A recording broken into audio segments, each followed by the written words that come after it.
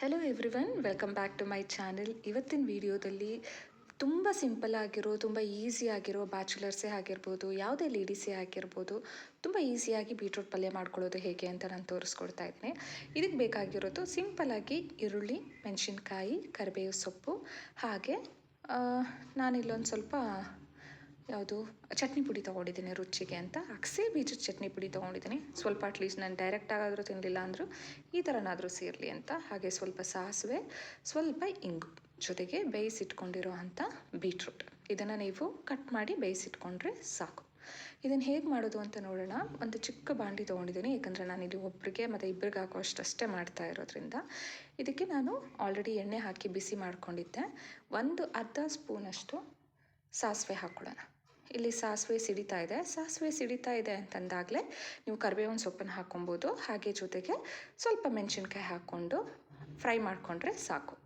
So ಇಲ್ಲಿ actually ನಾನು ಇಂಗನ್ನ add ಮಾಡೋದನ್ನು ಮರ್ತೋದೆ. ನೀವು ಇಲ್ಲೇ ಹಿಂಗೆ ಆ್ಯಡ್ ಮಾಡಿಕೊಂಡ್ರೆ ಸಾಕಾಗುತ್ತೆ.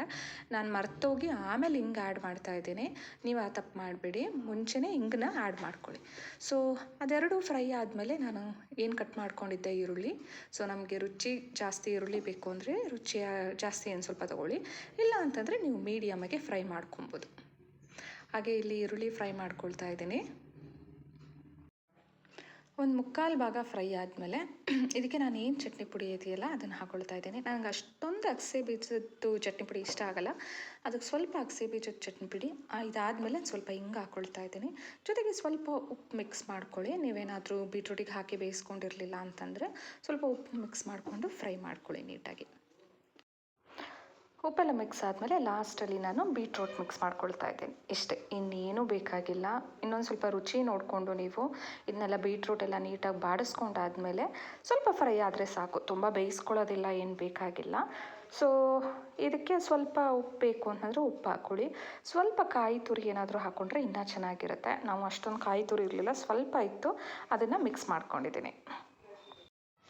ಅದನ್ನೇ ಮಿಕ್ಸ್ ಮಾಡಿಕೊಂಡು ಇನ್ನೊಂದು ಸ್ವಲ್ಪ ಫ್ರೈ ಮಾಡಿಕೊಂಡ್ರೆ ಬೀಟ್ರೂಟ್ ಪಲ್ಯ ರೆಡಿ. ತುಂಬ ಸಿಂಪಲ್ಲಾಗಿ, ತುಂಬ ಈಸಿಯಾಗಿ 3 to 4 ಮಿನಿಟ್ಸಲ್ಲಿ ನೀವು ಆರಾಮಾಗಿ ಮನೇಲೇ ಮಾಡ್ಕೊಬೋದು.